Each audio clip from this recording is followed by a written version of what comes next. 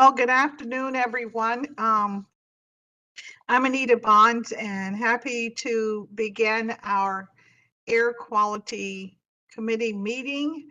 I had thought I would have been over at COG, but we had some technical difficulties here in our building at the Wilson Building in Washington, D.C., so I apologize. So I will have to join you virtually today. For those who are there, I hope you're enjoying lunch and we're going to have a good meeting. We have a very important meeting to conduct today. To start off, I'm going to ask members who join virtually to make sure you enter your name and your affiliation in the chat box. And staff will use this as a way of taking attendance. As a reminder, please use mute when not speaking, and you are encouraged to use the chat function to share with the members in today's meeting. Also, please note that this meeting is being recorded, and I'm going to ask committee members in the room with us today to identify themselves.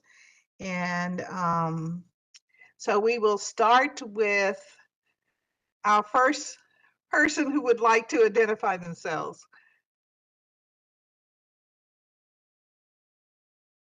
All right. Are we all seeing the information, except we cannot see the information for those who are actually present at the meeting? Mr. King, can we start with those seated to your left, perhaps?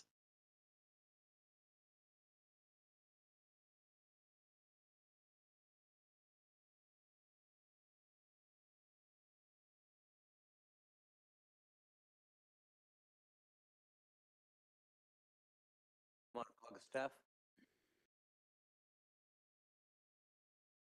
Jennifer Desimonis to my left.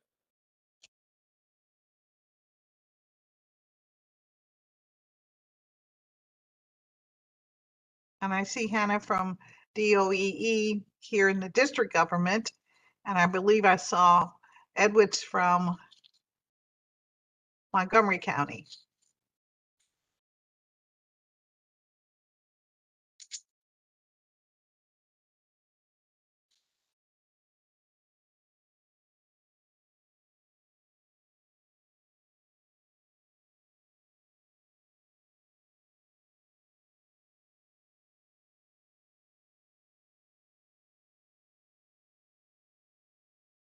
So reckoning that our attendance has been taken, I would like to recognize any interested members of the public that would like to have an opportunity to make brief comments.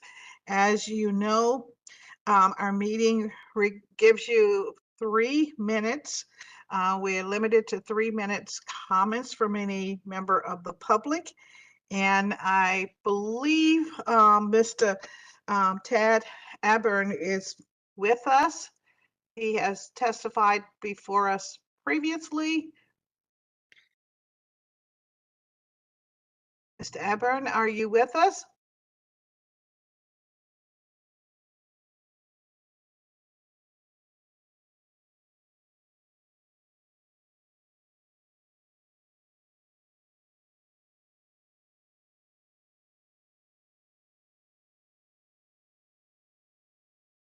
All right.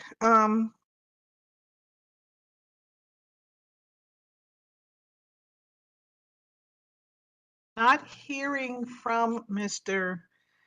Adburn, I understood that he might be joining us and he wanted to make comment. We'll move forward with our formal order of business, which the first item is to approve the meeting summary from the May 2023 meeting. Is there a motion to approve? So moved. Tax current on is Harlington County.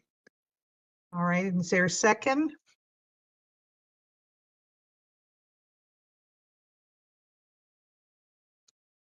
Second, Tom Donato. Thank you. Thank you very much. All right. Are there any proposed changes to the minutes from our May meeting? Okay, hearing none, I will indicate that the meeting summary is approved. And now we will begin our committee. Madam I'm Chair, sorry. I was muted by the staff. Oh, Let Mr. me- Aburn, I saw your face, but I wasn't sure. Would you like to have 3 minutes to speak to us at this time? Yes, thank you very much. And before I start my comments, could I ask that procedural question that I put in writing yesterday? Yes, of course. Sure. I'm interested to make sure that it's understood how committee members can ask questions of me about my comment. But I think they have to ask. As soon as I finish my comments, I will be muted by the COG staff, and my ability to use the chat and raise hand functions will be disabled. So I would like to ask the COG staff if there will be a way for me to respond to questions if there are any. And the second one is that much of the materials that I submitted in written comments are not in your briefing material package. And there's some fairly important things that are very recent that I believe almost all MWAC members would be interested in. These things include the comments submitted to TPB by a group of environmental justice leaders and myself on September 20th. Comments submitted by the Chesapeake Climate Action Network to TPB on the 20th. Mr. Aburn, if you're going to make a presentation, we're going to start the Oh, no. clock. To give you I your don't want- 3 minutes, sir. Will those be put into the meeting materials? That's my question, the procedural question. The meeting materials agenda is set. Any additional information such as what you are mentioning we can include it as the addendum to our meeting. But we do not have time to discuss any points that you would like to get feedback on at this time, but we do want to give you an opportunity to make your presentation. Sure. Thank you, Madam Chair. Mhm. And again, I apologize in advance for the stronger and more direct tone to my comments. I'm working with now 3 environmental justice communities, 1 in PG County and 2 in DC. There is a great deal of frustration amongst the residents of your region over the delays in acting on the environmental justice problems. Actually, one of the residents just talked to me yesterday and he said, they haven't even looked at our air monitoring data that we collected in our local community network. And that is true, and it should be looked at. My 2 key recommendations to MWAC are 1, create a subcommittee on the EJ plan and charge the staff to expedite the development of that plan, an action-oriented plan that will reduce high risk and hotspots. This is a really important issue. The data's for real, and it's been basically ignored for a quarter of a year. The second recommendation is do not approve the SIP that's in agenda item 5 that's going to be going to EPA. You may have not been briefed on this adequately, but do you all know that that SIP is about making the air dirtier, not cleaner? Ask the COG staff. There are margins of safety being used that do not benefit public health protection, do not benefit the goals of MWAC, but they do benefit the transportation planning community. They relieve them of the responsibility to adopt additional control measures. As an example question, just ask the staff during that briefing, do the so-called margins of safety actually, are they safe for the public? Or are they providing safety to the transportation planning community? I will be quick. I have provided a much more detailed written summary of my comments and a letter that has a lot more information on it. But again, feel free to ask questions after my comments if you feel you would like to do that. During the May 24th meeting of MWAC, the chair made a very strong recommendation to move forward with a regional environmental justice plan to be adopted and developed very quickly. There was great discussion and huge support from the membership to do that. This is not reflected in your meeting minutes. I know you voted on the meeting minutes because of before the public comment, but that's an issue you ought to talk about. It's been a quarter of a year, nothing's happened. No reaching out to environmental justice leaders. No looking at a framework was submitted to you all by myself and several other environmental justice experts, not even looked at by either of your advisory committees. You've got a great model in your region. The MDE program on environmental justice around the Sheriff Road area is an amazing model that should be looked at. MDE has not even been asked to provide a briefing. The thing's been way too slow. I will volunteer my time. I believe that, as I said earlier, the chair has the authority to set up a subcommittee. I think that needs to be done to move this project more quickly. I will volunteer my time to assist with that. The other issue is that you will be asked in agenda item number 5 to approve a SIP today. I don't believe it's what you want. This is a SIP that's about bad air, making the air dirtier, not making the air cleaner. It's a SIP that only benefits the transportation community, and there are ways to do what the transportation community wants, but it would be a win-win solution where the air would get cleaner and the transportation problems would be fixed. This has not even been discussed at your advisory councils. Mr. Aburn, yes. May I just remind you that you have far exceeded the 3 minutes. And if you require more time at any time in our meetings, I would have to take it to the executive group to give us a decision. These are rules that were in place when I came to this body, and then when you were a part of the body formally. And so you know that we do have rules and standards. So let us abide by those standards for today. I hear you loud and clear. There has been discussion in at least 3 of our meetings as it relates to environmental justice, and there are discussions across the country, and we are aware that EPA has not really formalized that process. Doesn't mean that we cannot think about it and do something about it, but I really personally feel more comfortable having you generate your ideas within the local jurisdictions, and then they can bring it to the table, and there could be some discussion into the future. And I hope that that's a process that you might consider. And I thank you very much for your presentation this morning and for joining us on these important issues. Madam Chair, Dave Snyder, Mr. let me Snyder. just reinforce what you said. I think the issue of environmental justice, how you define it, what it really means, is a complex issue at a policy level. This particular group is more focused on the science and complying with particular federal requirements. And I do think Tad's questions about the SIP, the staff has heard those questions. I think they're legitimate questions because they go to what this group, the mission of this group. So I'm hoping that we'll have that those questions will be asked and answered later today. Those are my thoughts, and I wanted to support you, Madam Chair, but also thank Tad for his continued raising important issues. Thank you. Thank you, Mr. Snyder. Anyone else? All right, well, thank you. Pardon me, I'm can I ask a sorry. question? Yes, of course, Ms. Mink.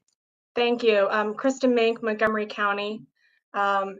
Yeah, I just wanted to note that I know that at the last meeting we had talked about whether or not we should be concerned that the EPA would reject the SIP for lack of the EJ provisions.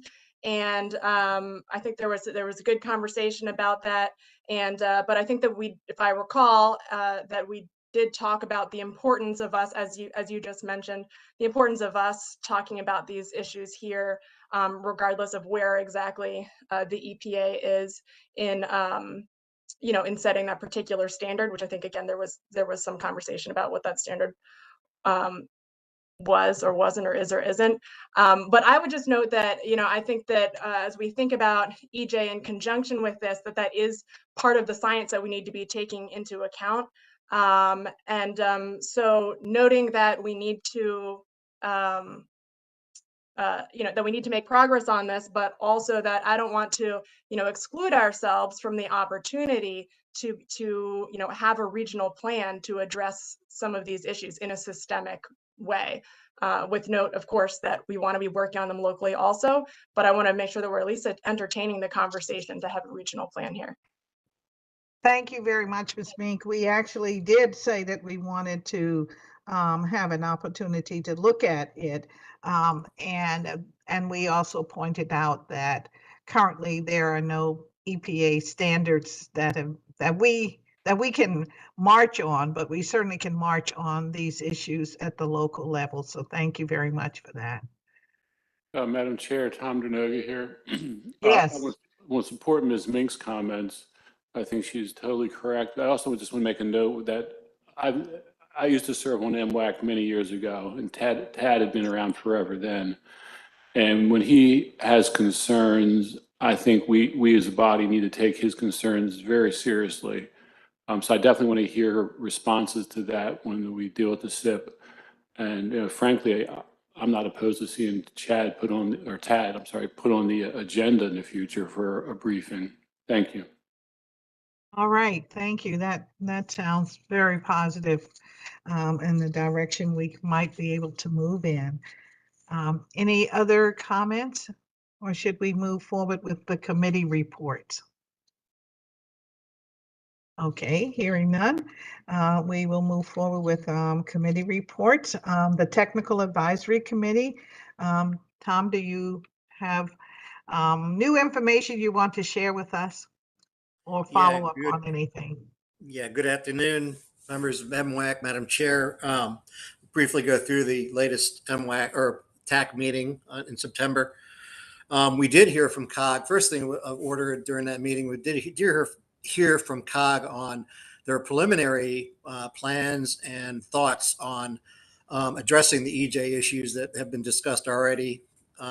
Today, I believe you're going to get a presentation on the same thoughts and potential solutions from the COG staff later today. We talked about the latest update in ozone standard, or the ozone season,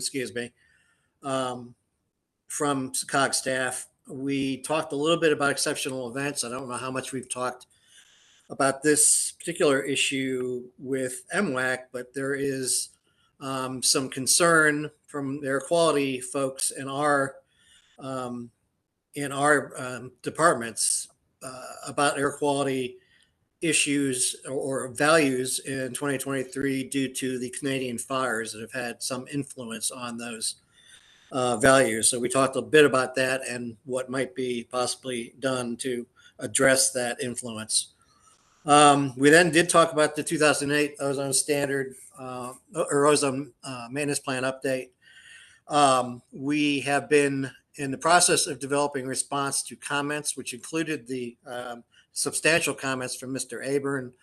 You will be hearing from COG staff again on the collective response to comments that the states and the TAC group have come up with later in this presentation or later in this meeting. And then finally, we heard a little bit about NHTSA fuel efficiency rule and a joint MWAQC TPB response letter to those fuel efficiency rules. And that's all I got. All right, thank you. And now we'll hear from Ms. Boggs on air and climate. Thank you, Chair Bonds. Just a quick announcement regarding the 2023 Climate and Energy Leadership Awards that ACPAC leads. The projects have been judged and winners selected. Winners will be announced at the October 11th COG board meeting, so you'll have to wait with bated breath for the winners. Secondly, in terms of our last meeting, we met last Monday when we dug into the climate and weather conditions leading to the wildfire smoke air quality events that the region saw back in June. That was a very interesting and valuable sort of conversation that we had at ACPAC on that. And then also, you'll hear later from Jeff and somewhat from me regarding the coordinated approach that we are trying to take across climate, energy, and air programs as related to equity. So you can hear about that later. And then lastly, our next meeting is November 13th. That's all I have for you today. Thank you. All right, thank you. Thank you very much. And now we will hear from our own Jennifer Desmond to talk about Clean Air Partners. Thank you, Chair Bonds. I have just a very brief update today. I wanted to let everyone know what Clean Air Partners has been up to over the past summer. Specifically, I wanted to start with August, which Clean Air Partners designated as Ozone Action Month. And during that month, they had a campaign to raise awareness about eco-driving and transportation tips and alternatives. They held a number of events. One was in Prince George's County, one was in Loudoun County, and another one was in Anne Arundel County. And then something new that they did during the month of August and for this campaign was partnering with Commuter Connections to promote Car Free Day during that month. Historically, in the past, we've always partnered with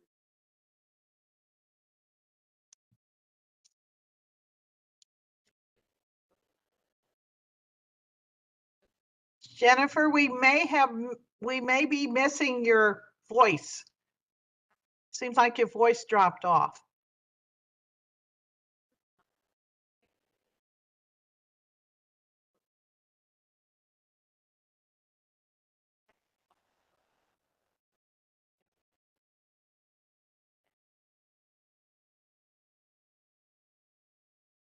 That concludes my report. Oh boy, did everybody else just miss the last minute of that? I think we all did, yes. We missed the last minute of your report, Jennifer.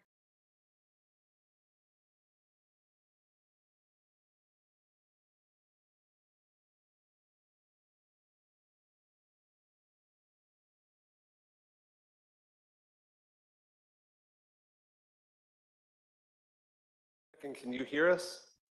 Now we can hear you, yes. They missed the last part. And sorry, we apologize. We're having some, and I'm curious if folks on the phone can hear it, but we were getting some feedback here in the room for the technical issues. But are you getting any feedback on the line, or is it just here? No feedback on the line. We just it went mute for the last minute, 10 seconds. Okay, can you hear me? I'll try again. Oh, yes, we can hear you now. Perfect, perfect. So I will just pick up from the very end. Did you all hear my update about Car Free Day? Yes, we heard that. Okay, perfect. So, yep, 10 more seconds. I just wanted to mention that Clean Air Partners wrapped up their entire summer campaign last week with an exhibit and event with Washington Gas. We brought the eco-driving exhibit, which we lovingly call our car bubble, to Nationals Park at the game that evening, and we were able to do outreach to a number of attendees at the game. All right, well, thank you very much. And now we'll hear from Mr. King, Climate, Energy, and the Environment Policy Committee. And actually, I'll let Chair Karen Tonis give that update since he is here with us and it was just chaired the CPC meeting this morning. Thank you, Mr. King. Madam Chair, colleagues, the CPC met just before this committee's meeting today. We had one action item and a couple of briefing items and a roundtable conversation on the agenda. The action item was they proposed the letter that CPC approved to send as a comment to the federal fuel efficiency standards. This corresponds to agenda item number 8 in MWAQC agenda today. We had a presentation and we approved that letter. So I'm looking forward to the conversation further down our agenda today. The second thing is we received from Ms. Boggs quite a thorough briefing on equity in climate, energy, and air programs. This corresponds to agenda item number 7 of our meeting today. So I'm looking forward to this discussion as well. We further received from Mr. King a briefing on the EPA Climate Pollution Reduction Grant, CPRG, new acronym for everybody. This update was quite thorough. It's about federal money that is now available to hopefully available at the end to that will help the entire region to reach its goal. We're under tremendous time pressure because we have only significantly less than 6 months to get this grant proposal submitted on behalf of the entirety of the region. So I found that a really interesting briefing today and a literal call to action for everybody involved here. And last but not least, the COG board has asked CPC for recommendation on what strategies and actions could accelerate adoption of renewable and solar energy in particular. So based on this request coming from the last COG board meeting, we had a roundtable discussion among the representatives of jurisdictions, agencies and government agencies on, we had a structured discussion about how to begin to work on a potential recommendation for a COG board resolution in later this fall, by November, preferably. So we are looking forward to a very intensive set of consultations during the month of October, focused on renewable energy and specifically on solar, on solar production in our region. That concludes my report from the committee meeting, from CPC meeting. Thank you very much, everyone. Great reports. Gives us presence. We know we have it in the region, but it's great to hear all of what we're doing and what we need to do. Now is the opportunity for both any local and state members to share any information about your jurisdiction's action. And so we'll start with the state of Maryland.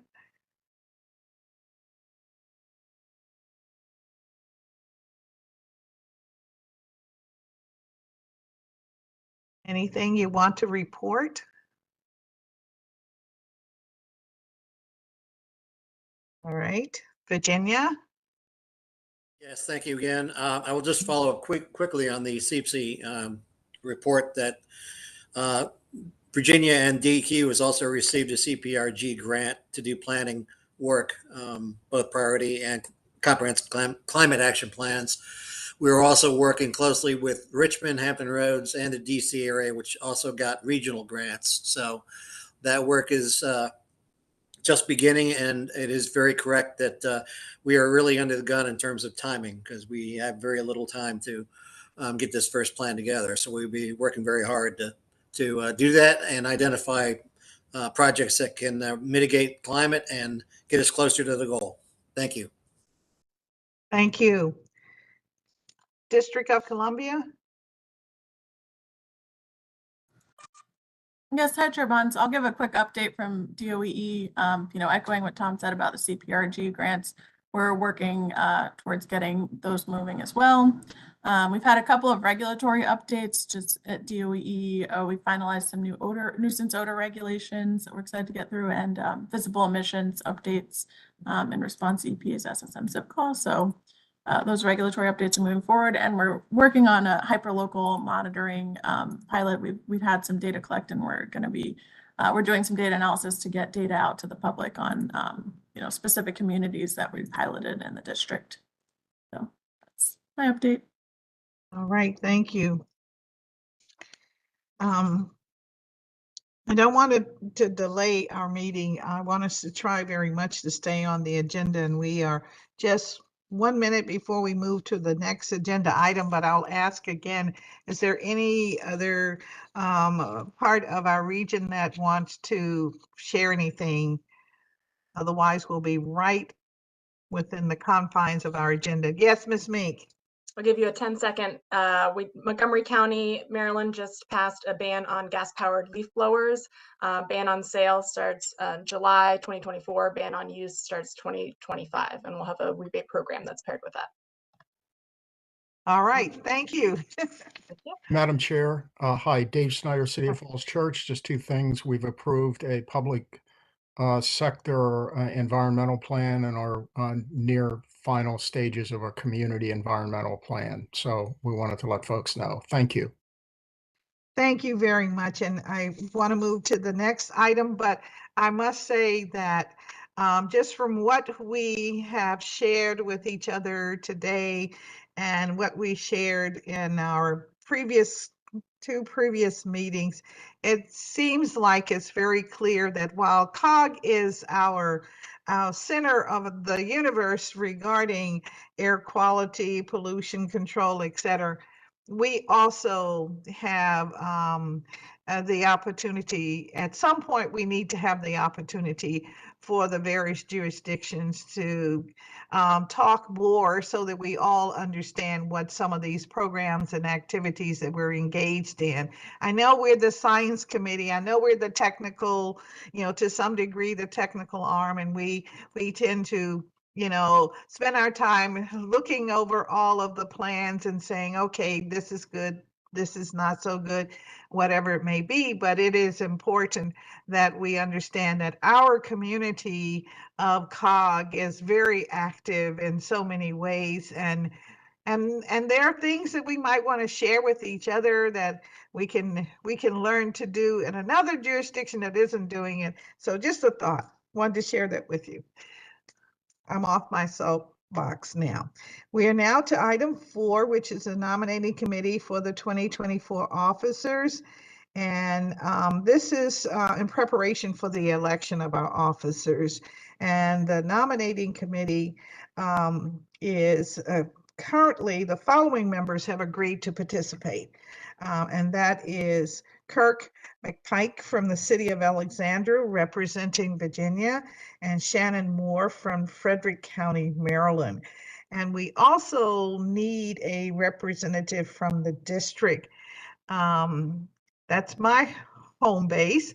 So I'll ask if there is someone else from the district that is available to serve, would like to serve. So we'll take a volunteer.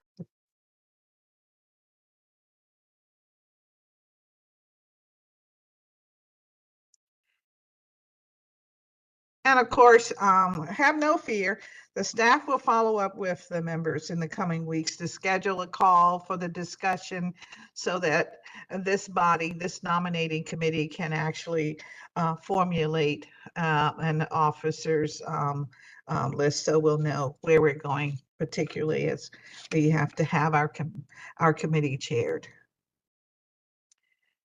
DC, anyone stepping up?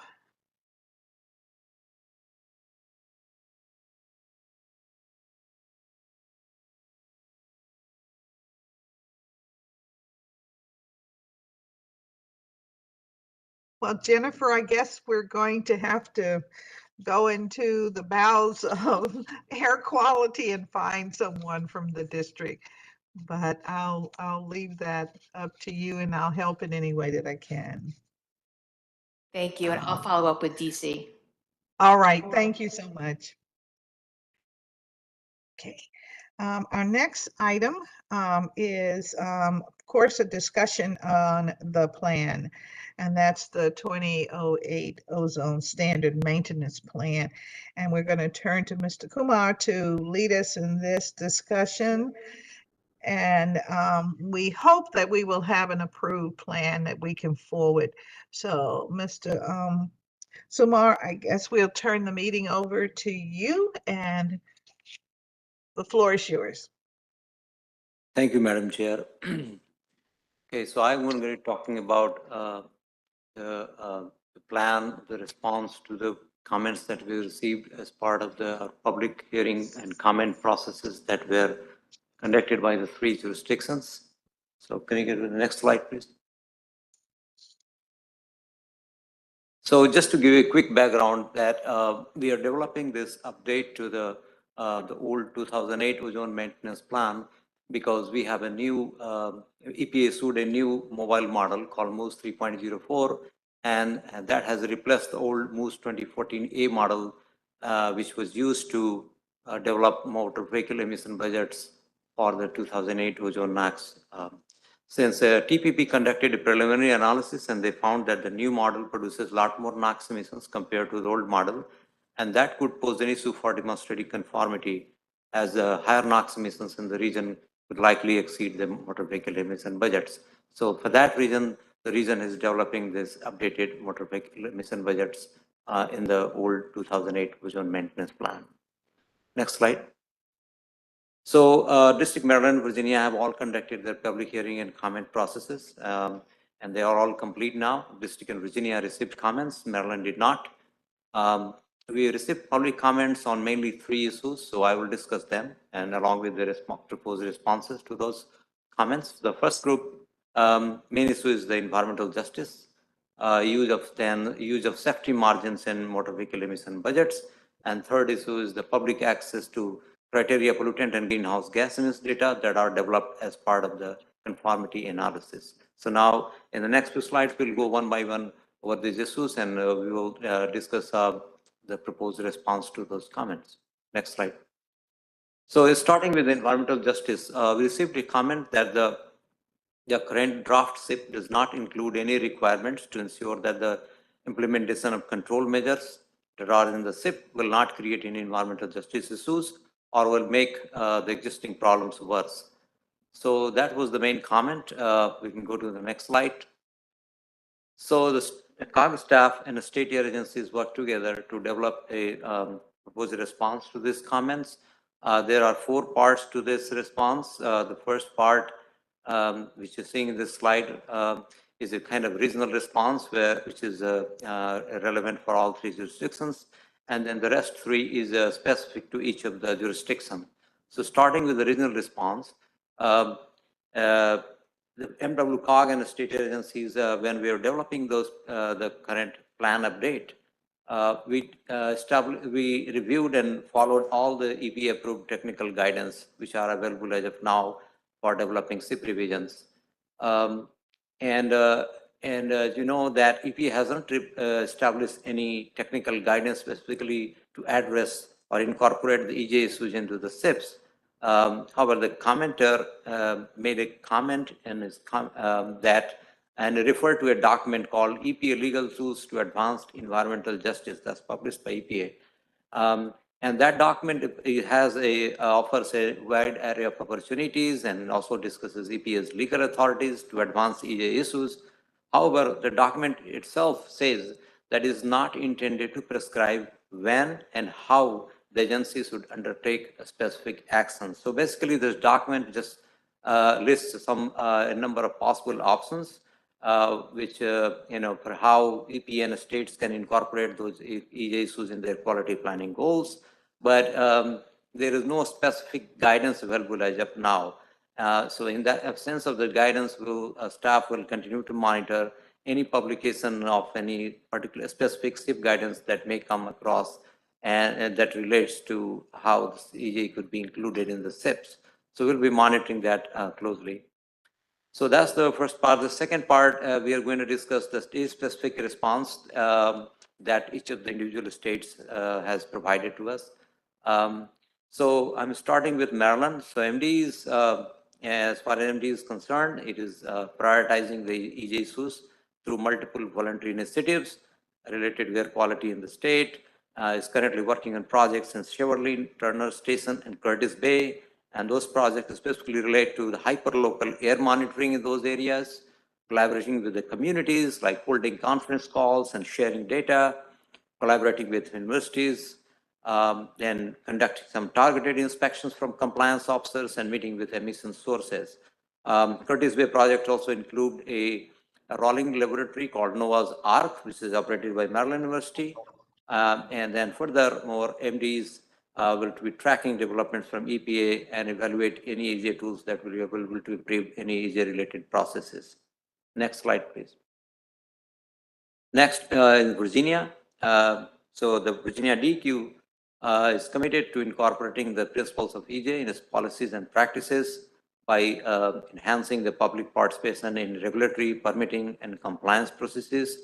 DEQ has also established an Office of Environmental Justice to ensure that in a fair and meaningful involvement of all people in development, implementation, and enforcement of environmental laws, regulations, and policies across all programs. In 2020, General Assembly also underscored the Commonwealth and DEQ's commitment to environmental justice by establishing the Environmental Justice Act. Additionally, DEQ is also working to finalize some guidance and procedures to ensure that fair treatment, and meaningful involvement throughout DEQ's permitting process. Finally, Virginia has a CO2 carbon trading rule that devotes 50% of all REGI auctions that proceeds to low-income energy efficiency projects, which is worth about $364 million, which is dedicated to these programs as of now. And finally, district in DOE does acknowledge that the district's urban and natural environments are constructed and managed in a way that has not benefited the communities equally, and that the district residents, especially the ones who are, poor residents as well as people of color, continue to suffer disproportionately from the effects of environmental hazards. Our DOE is pursuing a number of grant partnerships in overburdened communities to build community capacity, increase the network of federal and low-cost sensors, and reduce pollution by focusing more on the electrification as well as providing some mobile pollution funds. So next slide. Yeah, so that was for the environmental justice related comment. Moving on to the second comment, which is related to the use of safety margins in motor vehicle emission budgets. So the comment was that safety margins, which is included in the motor vehicle emission budget in the SIP, does not make sense. It does not help the people suffering from the unhealthy exposure to ozone. Rather, it is being used to protect the transportation planning processes. Also, the commentator argued that the safety margins are only needed. The TPB has argued while developing these budgets that those safety margins are needed because of the changes in the model and other strictly technical reasons. The commenter says that those can be addressed in a different way. Also by holding in a public hearing and comment processes, which is not done right now. Finally, commenter suggests that mobile is a source, is a very important source of in the Washington region, and also that hyperlocal monitoring data shows that the air quality is worse in around EJ communities in this area. Therefore, the commenter has some concerns about use of safety margins in motor vehicle emission budgets. Next slide, please. Next slide. So the response is that, so we were, the COG staff worked with the state air and transportation agencies and TPB staff, and also TSE committee has reviewed this response. The first point is that the conformity regulations as of now that is available to us allows the use of safety margins. And this issue was discussed in February this year in technical advisory committee, and state air transportation agencies agreed to have a 20% safety margins. And the safety margins are basically recommended to overcome the difficulties that the TPB faces or transportation agencies face in conducting demonstrating conformity analysis because of the uncertainties that are involved in the methods and the input data that are used to develop these motor vehicle budgets. It happens quite frequently that while the TPB staff gets one method and one input set of data to develop motor vehicle budgets, down the road in a few years, those methods and input data changes, and that creates an issues for demonstrating conformity. For that reason, previous analysis have found that a 20% safety margin seems to be appropriate for this region, and that the reason it was granted. Safety margins were also used to develop mobile budgets for the fine maintenance plan, particle maintenance plan that was submitted in 2012, and more recently in 2017, MWAC approved the 2008 ozone experiment plan, which had the safety margin is motor vehicle emission budgets. Furthermore, federal agencies also approved the SIPs and subsequent air quality analysis that involved the safety margins. Next slide, please. And then the final comments was that commenter made a comment that they requested the public access to criteria, pollutant, and greenhouse gas emissions data that are developed as part of the conformity analysis. The commenter said that at this time, greenhouse gas emissions increases or decreases associated with a new transportation plan are not made available to the public during the process when the transportation plan is being debated and finalized. So that's the request, is that those data should be made available to the public before those plans are finalized. So we were, again, TPB staff has worked with state air and transportation agencies and COG staff and MWAQC staff to develop this response here. Says that as of now, there is no federal requirement to include greenhouse gas estimates in the conformity process. However, TPB has voluntarily estimated greenhouse gas emissions as part of its constant element with LRTP since 2010. And these emissions, greenhouse gas emissions, are calculated every time a conformity analysis is undertaken. Historical emission estimates for 2005 and 2012 are also included to kind of give us a comparison of how those emissions were in respect to our greenhouse gas emissions target that TPB has developed, which is 50% below 2005 by 2030 and 80% below 2005 by 2050. So those targets are there and is the first MPO to voluntarily adopt such targets. Furthermore, TPB staff has expanded the critical element of this plan by addressing resilience and modifying the project solicitation process to address greenhouse gas emissions. I believe that's the end of the presentation. Happy to take any questions.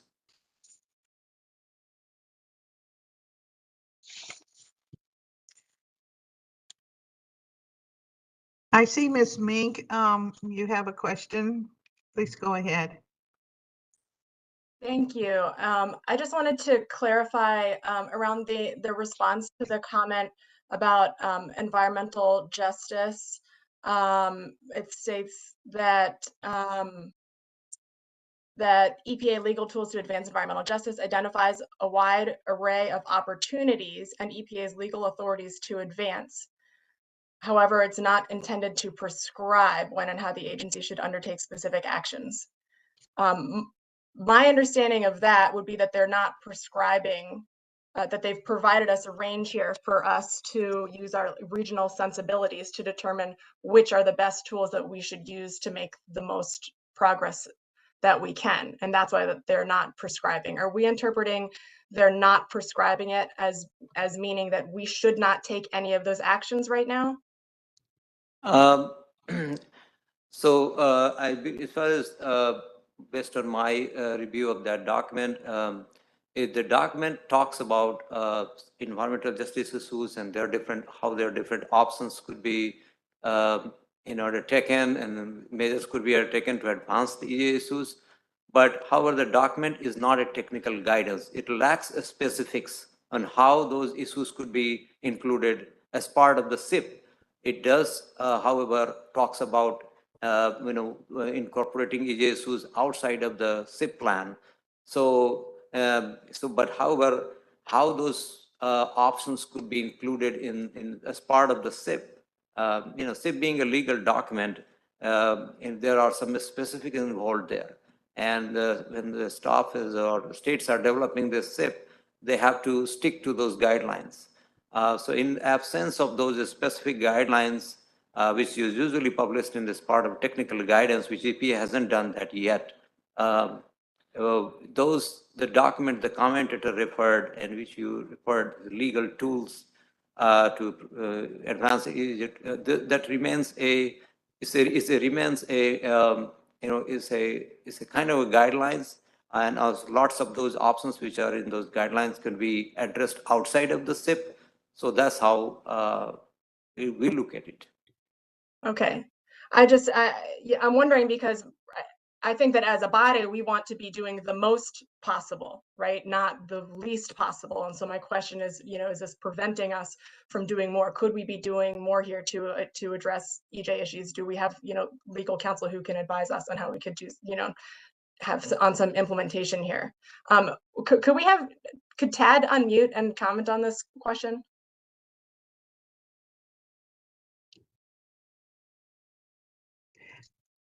I'm sorry, you're asking for Tad to comment on this question?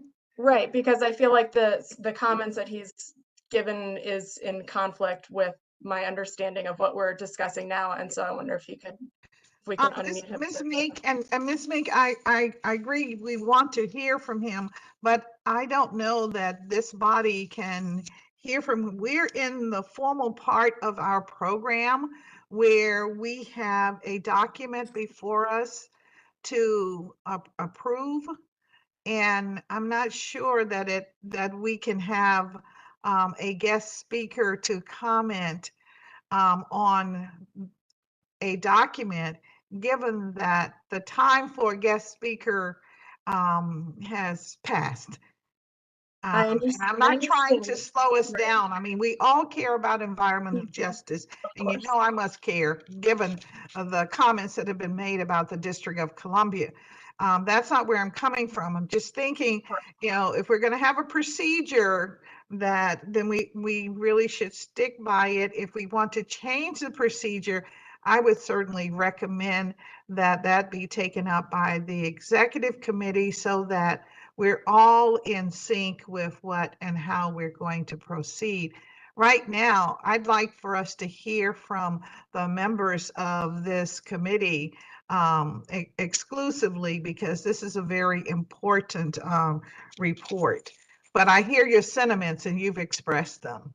Thank you. I just want to make, I understand. I just want to clarify that we're here to decide whether or not we're going to approve this. And I just want to make sure that I'm being responsible, with my vote when it comes to making that decision. And I appreciate that. And I too want to be responsible in voting, but the COG is a regional body and we're not the governing body. The governing body has given us ground rules that I'm trying for us to follow. That's all I'm suggesting. So I think it would be inappropriate for Mr. Iburn to comment, but any of the other technical engaged members certainly could comment if they wanted to. Sure, that would be great. Yeah, I'm just trying to get a better understanding of what we can do versus, how we can be doing the most as opposed to doing the least. Are we prevented from implementing some of these tools or other tools to achieve greater regional EJ goals? Right. Thanks. And I'm hoping that we'll hear about tools from the different region. It looks to me like Virginia, for an example, has some tools. And of course, Maryland indicates that they have some tools that they've been using. So perhaps the representatives of those jurisdictions can really talk to us more about it at this time. And to be clear, I'm talking about tools that we could use regionally and we could incorporate into the SIP in order to set some, regional goals and standards. So with great respect to the tools that are being used in our states and municipalities and localities. Thank you. Oh yeah. Well, whatever we're using in a state and could be attributed to the usability within the region, because we make up the region. So in that spirit is what I was suggesting. Got it. Thank you. Yeah. So, I mean, what you're doing in your part of the region would be germane to what you think we should be doing as it relates to our presentation to EPA as an example. Is there anyone from any of our regional representation that would like to put some ideas on the table now, or some comments of best practices? Madam Chair, this is Tax Currentines from Arlington, Virginia. I have a clarifying question on slide number 6. It is about the Virginia Department of Environmental Quality response.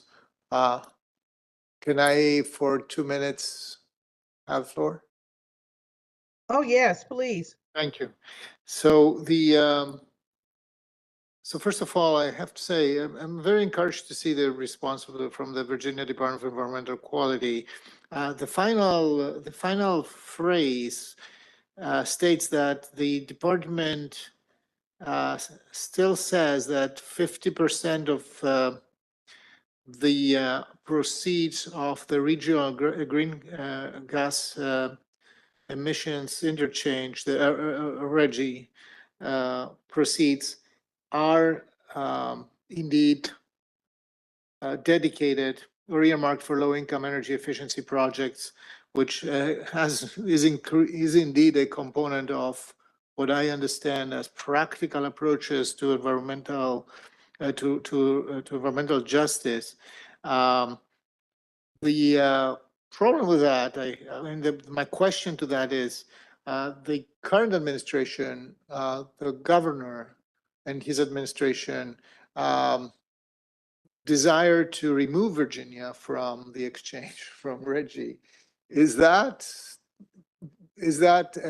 statement that I see in the slide valid from here to the future? Or is the department telling us that they're still empowered to pursue these policies, or is there a limit to their ability to implement them? Chestnut? This is Tom Ballou from Virginia DEQ. Yes, the statement is correct. That is the amount of money that we have collected through auctions already through RGGI since the beginning of 2021. And by statute, we have to apply those funds, 50% of those funds, to DHCD's low-income environmental or low-income energy efficiency program. So that's money that has been already been dedicated by the very fact that Virginia has participated in the exchange, et cetera. But what is the future of this?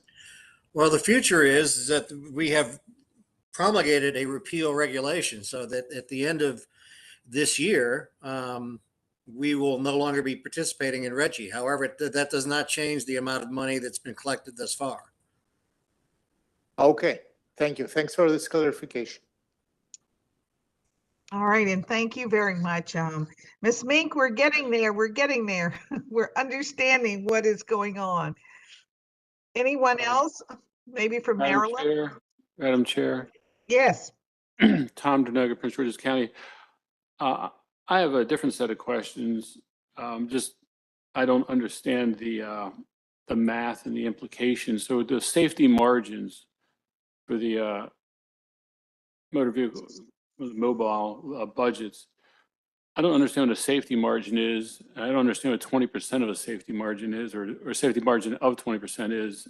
And the comment talks about safety margins to protect public health, not transportation. So that's a lot of buzzwords that I don't know what that means. Mr. Kumar? Yes, so safety margins are basically once you have the mobile emissions for the 3 milestone years in the maintenance plan, and as long as the maintenance plan is demonstrating successfully that the region is meeting the standard, then EPA allows, that's the regulation, current regulations allow transportation emissions to add certain percentage of the total mobile emissions. Above that, the total mobile emissions, certain percentage of that can be added as a safety margin. So the total emissions, mobile emissions in the future years could be increased as long as those increased emissions stay below the baseline year. So as long as you are, the year in which you attain the standard, as long as the emissions. Okay, so let me do the math. Yeah. You do the math because I can't. Yeah. But we're budgeting so many tons, 100,000 tons, millions of tons of NOx. Is that basically what we're budgeting? So for example, let's say in 2025, the mobile emissions comes out to be 50 tons. And if you're adding 20% of that, you'll be 10 tons. So now your budget will be, instead of 50 tons NOx, it will become 60 tons. So you could emit up to 60 tons of NOx and still be able to demonstrate conformity with that standard. But that 60% has to be below the baseline year, which is always ahead. Right. So what's our baseline number? Top of the head, I don't remember, but it's a big number. And then we have a sudden drop in 25, 30. So, compared to 2025, those numbers, 2014, the 2025 and 2030 mobile emissions are very small, and they keep down. Right, but if I understand Mr. Aburn, based on the prior methodology, this new methodology indicates a higher budget, but you would argue for technical reasons, it's more a model issue than a real emissions issue. Is that correct? It's not a model issue, I would say. It's basically EPA allows, as long as you are not exceeding the emissions from the baseline year, that's in the baseline year, in future years, then you're allowed to have a higher budget than would have been possible without any safety margin. Right, right. But what Mr. Abrams is saying is we're going from cleaner air to dirtier air with this budget that we're talking about approving in the SIP. And I don't know if that's correct or not, but when I hear that, I say that's not a good thing. I can't vote in favor of that. Okay, so that's where I'm getting concerned and trying to figure out what does this mean mathematically, or in reality, on the ground, out on the roadways in our region, the emissions aren't changed by these budgets. So it's not a real life emissions impact. The issue perhaps that Mr. Abrams raising is if the Transportation Planning Board and doing transportation conformity come up on, at that budget, if they're pushing the limits of that budget, and they can't make it, they would possibly need to adopt some transportation emission reduction measures, or, and take steps to try to reduce the emissions to stay below the budget. With having apples and oranges of, trying to demonstrate conformity with a new model that all of a sudden is showing higher modeled emissions. So no change to reality, but higher modeled emissions compared to the emissions level that were set using the old model. Indeed, their concern is they're going to come up onto those budgets and feel that pressure. Years ago, there was an agreement made, when we have these kind of technical model changes, let's have that relief valve so that we don't have a conformity lapse and lose our transportation funding just because of a model change. So that, in essence, that's what it's about. I think. Okay, so I hear the that area where you'd have, a true, it would be more as if you wouldn't, the transportation section wouldn't have the pressure to adopt new programs in an effort to reduce emissions further than what's actually out there. So in that sense, there potentially could be an emissions impact. I didn't hear that the last sentence. I did not hear your last. Oh, you did. You potentially would have lower, reduced emission reduction measures. So you wouldn't have that pressure to take action to then reduce real life emissions. Right, if you did not have the 20%. Correct. Okay, so that's what There's no change in emissions, but it would lower the incentive to adopt new programs to reduce emissions. Right, so that's where I'll wrap up, Madam Chair, but that's where I was going with my concern. Yeah. If we're building in a 20% model safety valve for TPB, then there's not as much incentive to do mass transit, and there's more, or not more incentive, but more capability in the model to do roadway, highway, other things that generate more greenhouse gas emissions, or NOx. Actually, we're dealing with NOx here, but it just seems like we would want to do things to incentivize less, not more. And that 20% sounds like, I understand it's a safety valve, but it seems like, do we have to go with 20%? Can we do 10%? Right, there you go. Yes, I saw her standing there looking very anxious. Hi, thank you. This is Jane Posey with the transportation staff. So I just wanted to add a little bit of clarification. The 20% safety margin is not there to add new projects. What it is a change. The safety margin allows changes that come about as we update our conformity analysis in our region's long-range plan. For instance, as we updated from moves 3 to moves 4, moves emissions for VOC and NOx increased substantially. It's just because of the model change. As Jeff said, it doesn't have anything to do with the actual emissions that are being read by the monitors. So it takes a really long time. This is just an update to the already approved SIP. And it's because of the moves model change. There's other kinds of model changes, our transportation model changes. These don't actually change any emissions. It's just so we can have as close as we want to an apples to apples comparison. And it takes a really long time. You can see this, and then we have to go through the EPA process to get a SIP update. Even this small update that we're trying to do right now takes a long time, whereas we run the conformity analysis every year.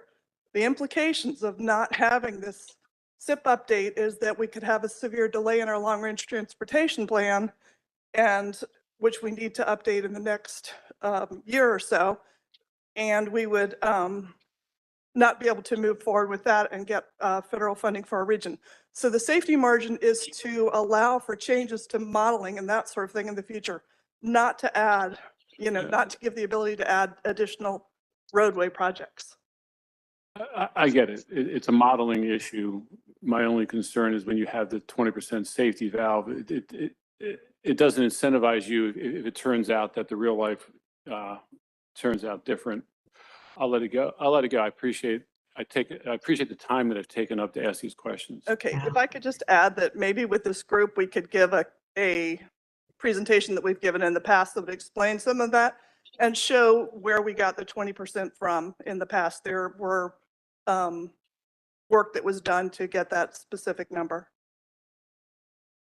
I think that would make a lot of sense. I sense that this issue about whether the question is modeling change or actual allowing the region to sort of go to the 20% is a big question in the minds of many. So I appreciate that.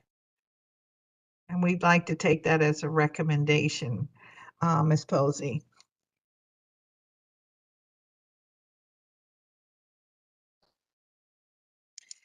Any other comments?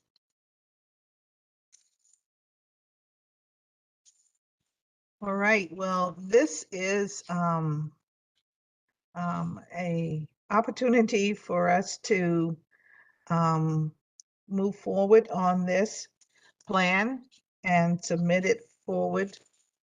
So I'll ask all those in favor, if you will indicate by the sign of aye. In favor of us moving the plan forward? Aye. Aye. Aye. Aye. Aye. Aye. All right, those that are opposed? Hearing none, the motion passes. Thank you very much. Next, we will talk about air quality season update. Again, Mrs. Kuma. Chair Bonds, before we move on to the air quality season update, I wanted to propose a change to the agenda. All right. Agenda item number 8 is another action item where we have a comment letter for the committee to take a look at and review and potentially approve.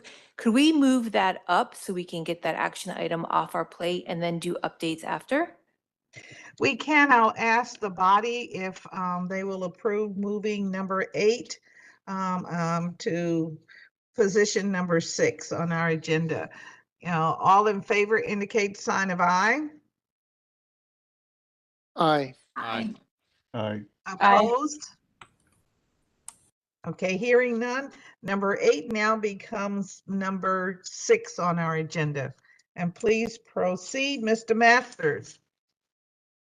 Thank you, Chair Barnes. I will, and good morning, everyone. I'll try to be brief with time in mind, but I'll just give you a bit of background before I jump into the comment letter itself. Back in May, MWAC, along with CPC and the TPB, approved 2 comment letters in support of EPA's light-duty and medium-duty vehicle greenhouse gas emission standards, as well as EPA's heavy-duty vehicle greenhouse gas emission standards. In the past, EPA and the Department of Transportation have worked on rulemakings addressing greenhouse gas standards, as well as corporate average fuel economy standards, or CAFE standards.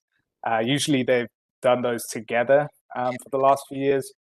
This year, EPA proposed new greenhouse gas emission standards for vehicles separately, and now the National Highway Traffic Safety Administration has proposed new CAFE standards.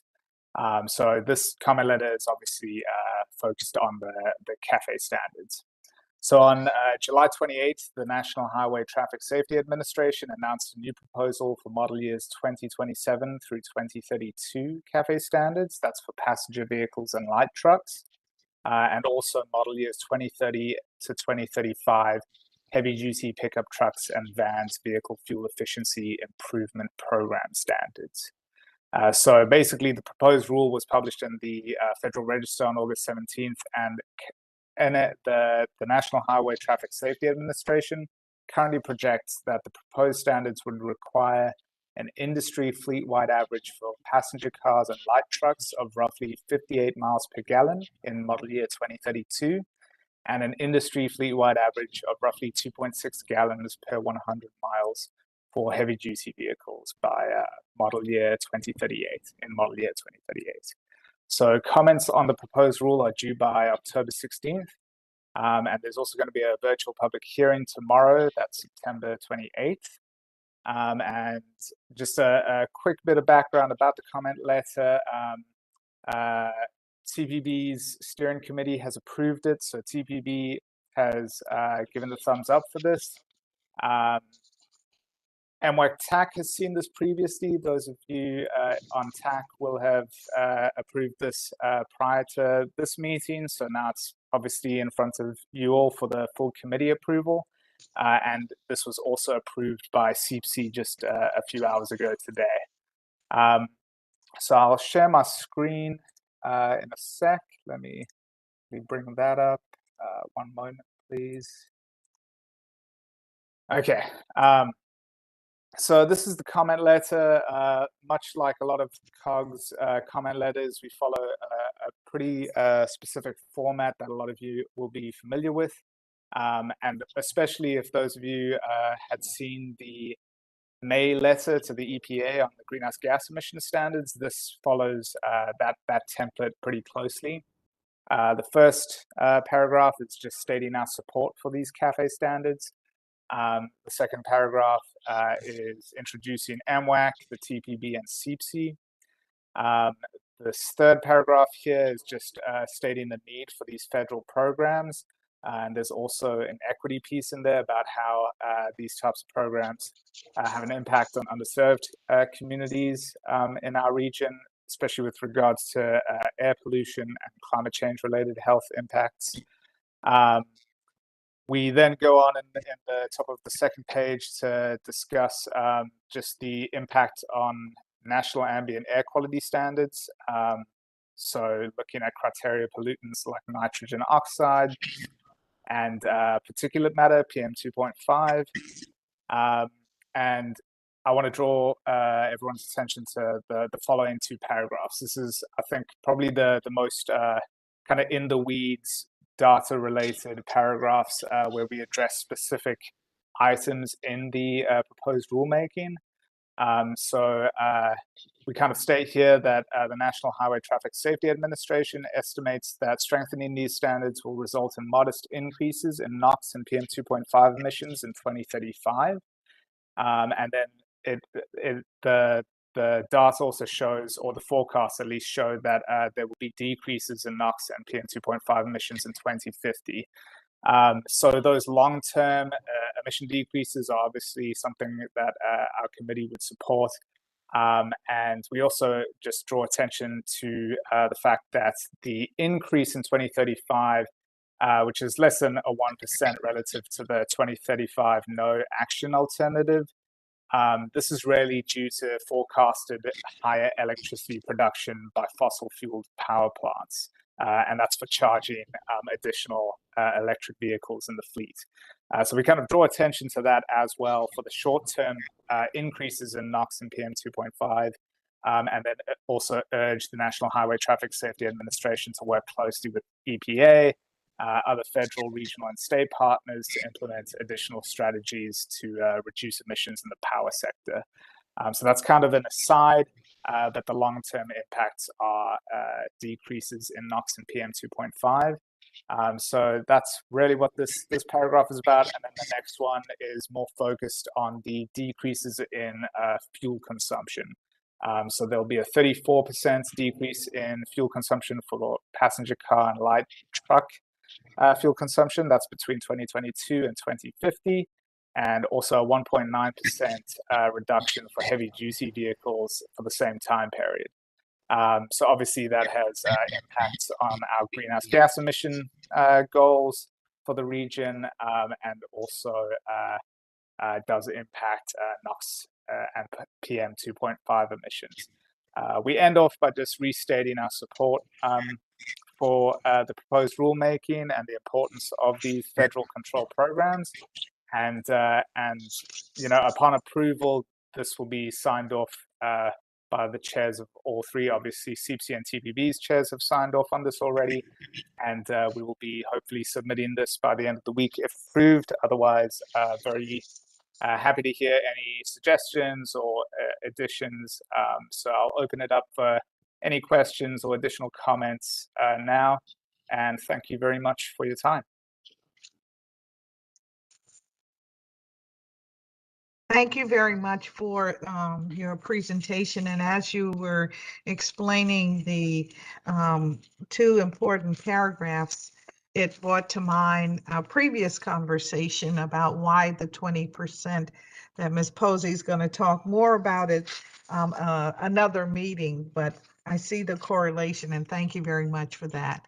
Gives us understanding as to why 2050 is a target date. Any other comments?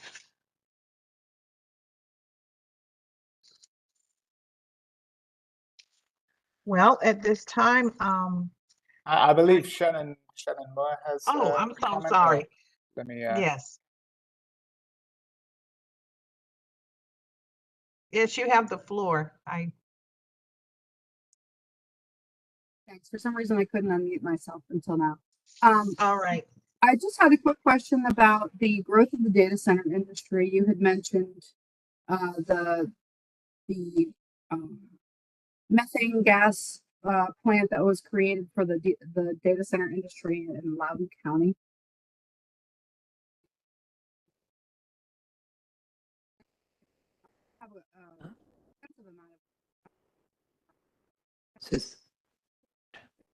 I don't know, Mr. Masters, you may have heard her question. Her voice is coming and going. I don't know. Apologies, Shannon. I didn't catch the full question.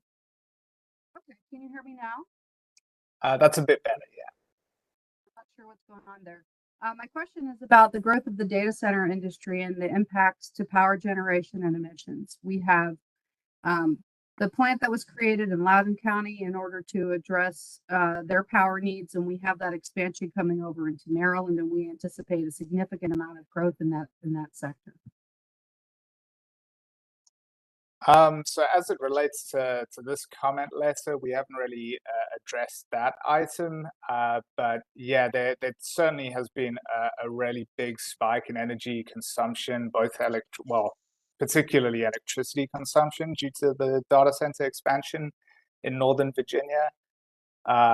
Certainly our annual utility data shows a big expansion there.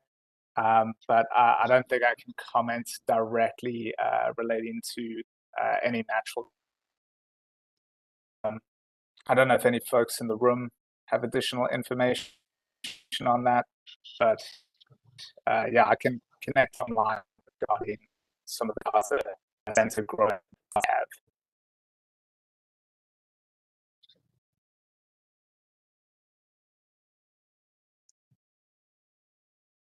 Shannon, yeah, we'll follow up with you offline, but one recommendation just for your consideration, since I know your guys are getting a big new data center in Frederick County, and likely, I'm not sure, but possibly the only large customer like that. Utilities typically won't share utility data with us under our utility data agreement when there's only one customer, because it discloses their energy for a private entity. And so like this happens with us for the city of Manassas for the big Micron plant there. So we actually had to go directly to the plant, folks and ask them if they would be so kind as to share their energy data, and they were. But going into your new situation there in Frederick at the old aluminum plant, you may want to, as part of your conversations with that firm, see if they'll voluntarily agree to share their data. And we're doing a ton of work looking at the issue of energy, data center energy as part of our work more on the CPC side, but certainly will be part of our climate pollution reduction grant effort as well. Thank you very much, Mr. King. Any other comments? All right, hearing none, then I will call for the question. Do we have a motion to approve the letter?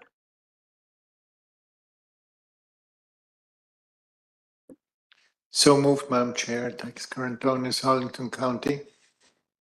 Thank you. And a second?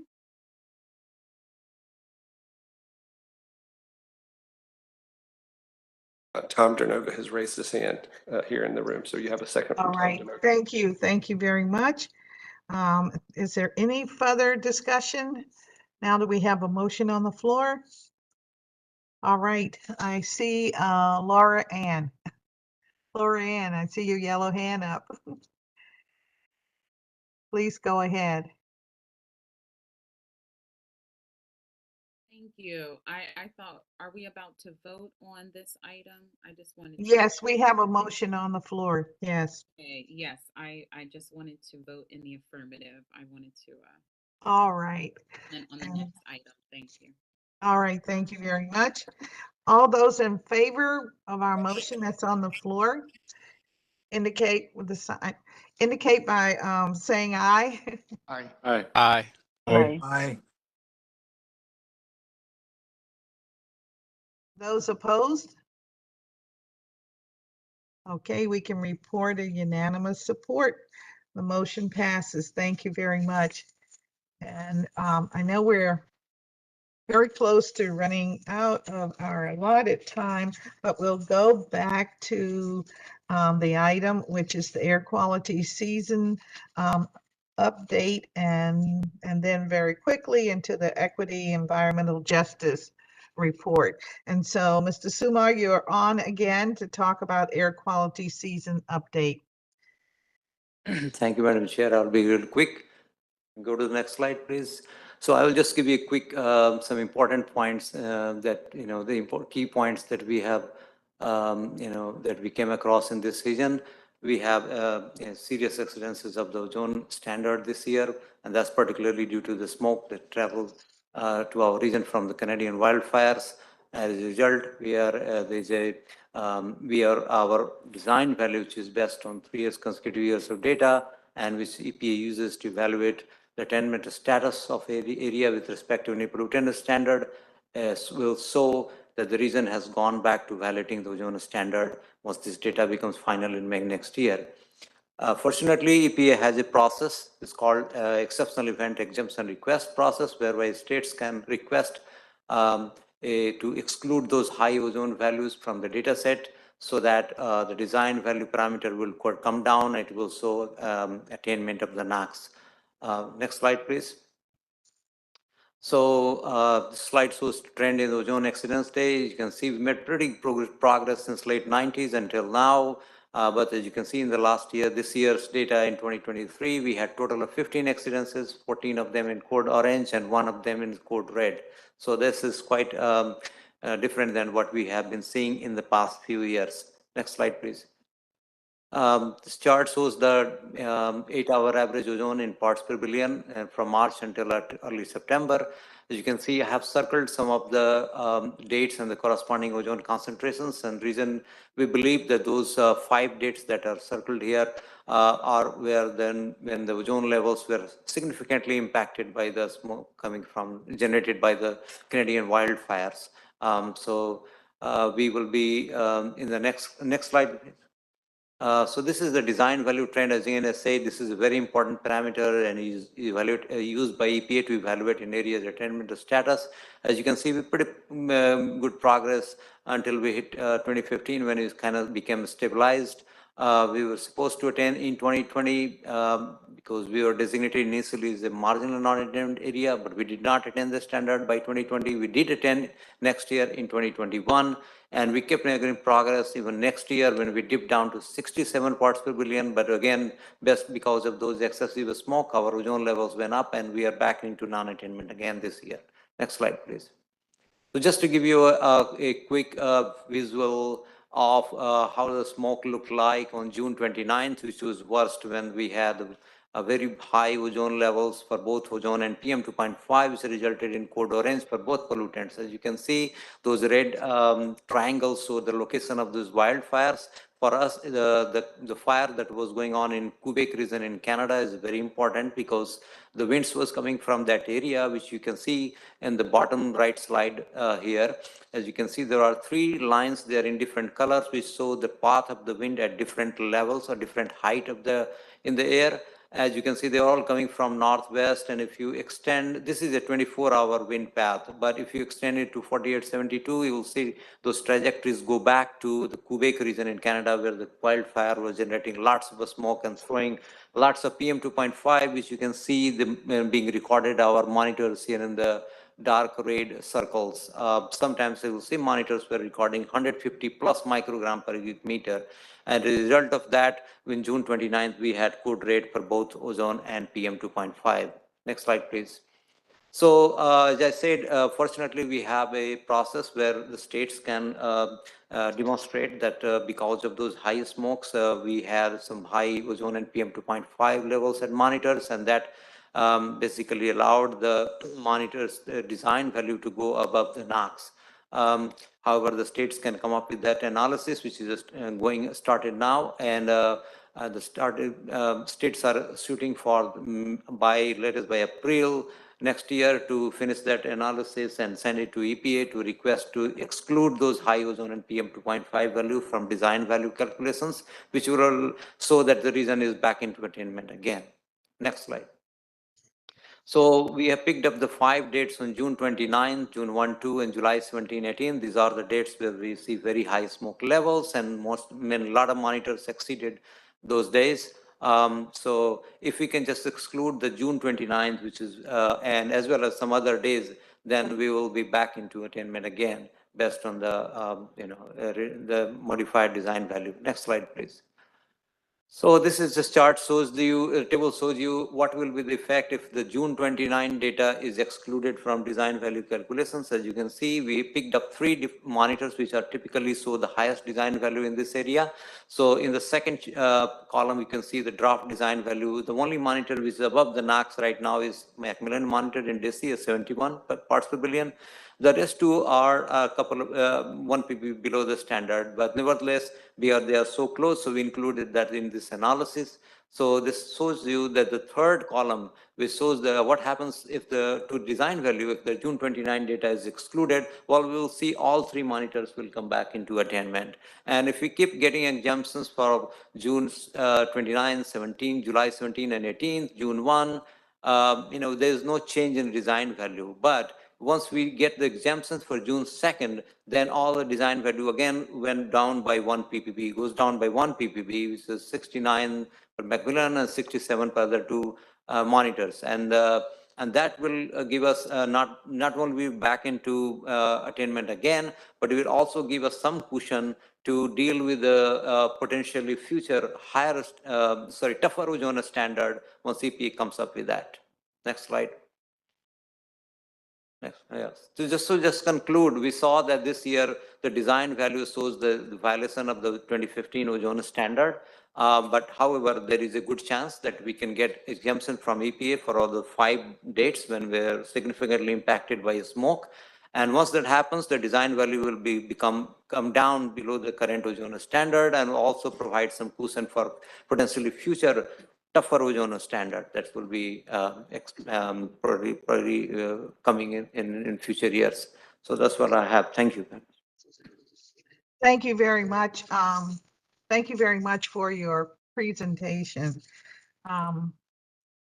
And we'll now rather quickly move to our item 7, equity, the environmental justice and air quality planning.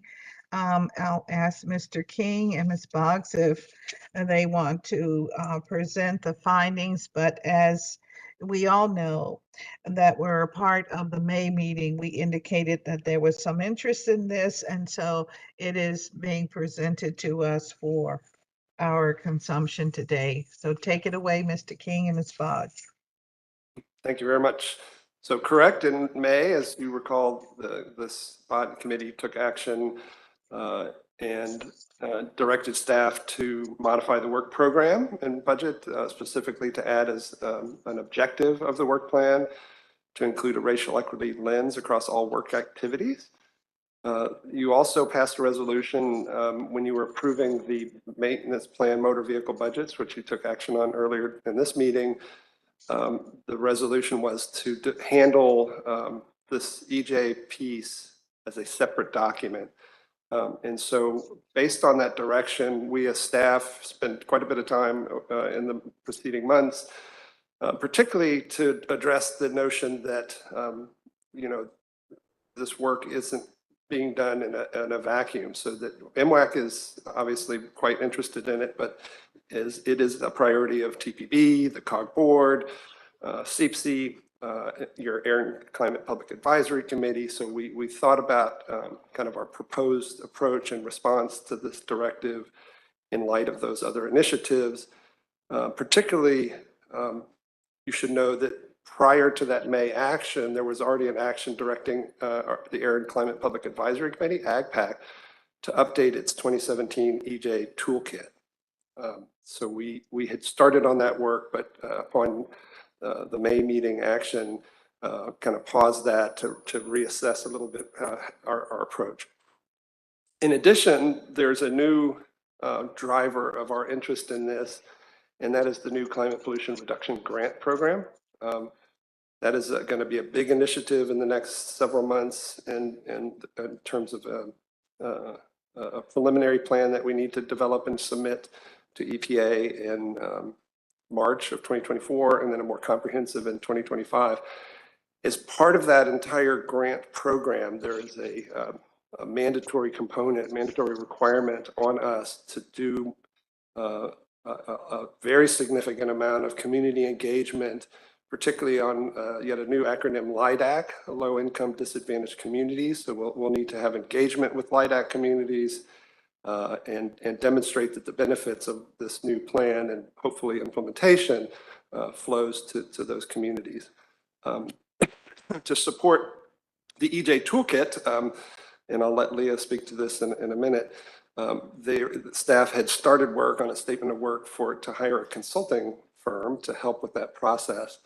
In light of these other initiatives, particularly the CPRG, which is going to be a very heavy lift, we have put out an RFP, and we're currently evaluating master contract awards to support COG in the region on various aspects of this work. Once that contract's in place, it'll be a task order driven contract. So Leah and the team will be working to modify that statement of work, to broaden it to be more than just updating the EJ toolkit. And Leah, do you want to speak to that for a second? Yes, thank you, Jeff. Just really some brief comments here. Initially, the statement of work, as Jeff mentioned, was to focus on what the update of the 2017 EJ toolkit would look like. But what we're working on now is for it to be a comprehensive approach across the update of the EJ toolkit, the resource guide, and what that community engagement piece would be across all of the EJ toolkit, the resource guide, and the CPRG grant. So again, we're trying to make it a comprehensive, coordinated approach across our air, climate, and energy programs, and the statement of work will guide that work. Thanks, Leah. And if you go back to slide 3. So as Leah just indicated, what our proposed approach is, and we're seeking input on this today, is a multi-pronged approach. So we want to continue with the EJ toolkit and not have that be just an MWAC-driven effort, that it'll be more of a partnership with COG and particularly CPC.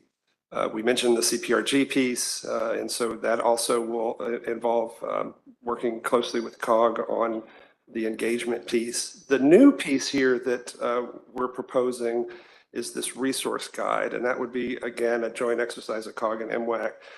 We believe that this approach would be consistent with your resolution in May. It certainly would be consistent with COG's Region United framework, certainly would be extremely helpful and to meeting the requirements of the CPRG program. The next slide. And as Leah had mentioned, the resource guide is meant to be really looking at best practice across different sectors. So we recognize that particularly on the air and climate side, that's really a multi-sector challenge. And we really want to identify, be able to identify and quantify across all these sectors that are attributable to environmental policies, programs, and projects. Clearly, the EJ challenge goes way beyond the scope of climate and energy. There's all sorts of other social, societal issues that need to be addressed. It's really not germane to these committees and our work here, but we want to focus on those environmental policies, programs, and projects, understanding what's driving the inequities and what are our opportunities to address those inequities, and then ultimately recommendations on how to factor them into policies, programs, and projects. Sorry for the typo there, to address criteria in greenhouse gas and other environmental issues.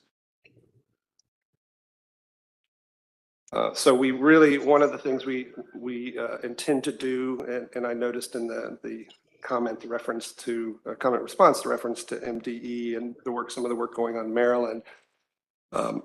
We had been thinking about doing a survey of our local members and state members to start some of that work. I think now we've thought that perhaps more of a focus group conversation may also be something, maybe even a preferred way to go. We already have, based on some conversations with the state agencies, state air agencies, I think we have support to begin a series of engagements at the technical advisory committee level. For instance, we've already asked MDE to be prepared to speak to the programs in Maryland, and we'll be looking for other examples to bring, to inform the group and inform staff on what we want to do there. And then I mentioned certainly we're going to need to hold community engagement as part of the CPRG, but otherwise as well. And I mentioned we're going to hire the consultant team. Hopefully sometime in October we can get that started. So next slide. So we are, seeking input from MWAC, state air agencies, our local government members. We will be engaging on a kind of a multi-month process through the TAC. We'll be, seeking your input today and then offline to the extent that you have ideas, wishes, things you'd really like us to prioritize. Next slide. We are encouraging public participation. We are going to be reaching out broadly, and we'll be trying to engage in a robust way with the EJ communities and others to help inform this work. So please do share resources, ideas, recommend experts who could be part of focus group conversations. If you have any ideas on, maybe partnering and working together on certain aspects of the community engagement piece, we'd be welcome to that. And last slide is a number of resources. So Leah is actually going to be briefing the Chief Equity Officers Committee tomorrow. That's a COG level committee of all the Chief Equity Officers across the region. So we'll be getting some input from them. Clearly, your staff here with MWAQC, Jen and Sunil, are always available to discuss or send ideas to. Leah on AgPac, and on our transportation side, DTP, Department of Transportation Planning, Sergio Ritaco is doing some great work on equity, and so we'll be working closely with him as well. Leah, did you have anything else you wanted to add? Nope, you did great. Thank you. I'll turn it back over to you, Chairman.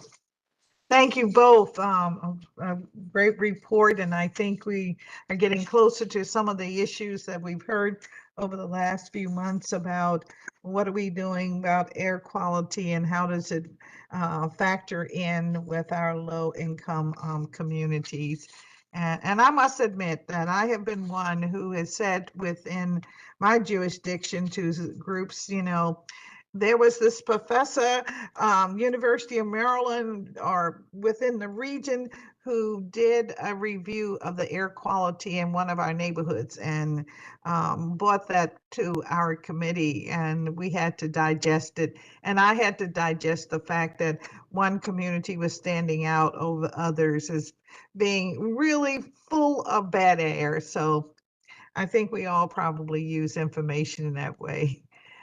Yes, Miss, I see Laura Ann again.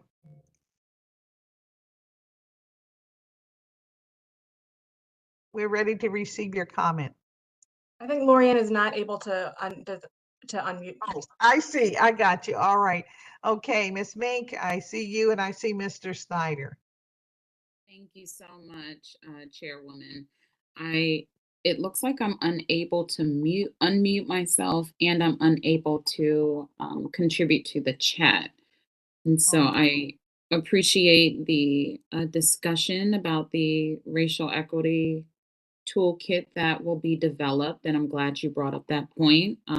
Being an at-large council member in Montgomery County, we also see my colleague, Councilmember Mink, sees this as well, that we have varying air quality measurements across the county. And, you know, my interest in this board was to be a better resource for how we're measuring those air quality discrepancies, and really understanding what recommendations we can do on our end. I think Councilmember Mink shared that we collectively ban the sale of gas-powered leaf blowers, which will be put into effect soon, and we're still working out the regulatory framework. But is there any more context about what this racial equity toolkit will be, what the proposed timeline is, or any other, when can we expect to contribute, and what are your expectations of our contributions to what this is supposed to be? Like, are we going to have a separate meeting about this document and when it's going to be due? Mr. King, Ms. Boggs?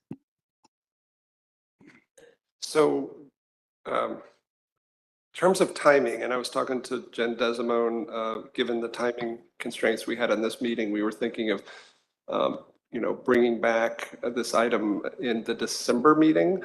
I think between now and then, we likely will have developed that draft statement of work. We need to be a little cautious about how we handle that, since it'll actually be a procurement, but, you know, theoretically input on what you'd like to see in a statement of work. I think we'll put pen to paper almost immediately after this meeting to start sketching out what this resource guide outline would be. So we certainly can bring that to you for December.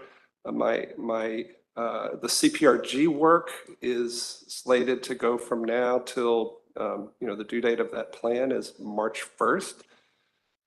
So I would venture to say that, particularly given all the community engagement that would be happening, that we want to inform aspects of our plan, that we'd be looking at, you know, drafting the outline and framework of this in the coming month or two and bringing you something in December to review, and then likely drafts and finals in the late winter, early spring timeframe is my guess. But at this point,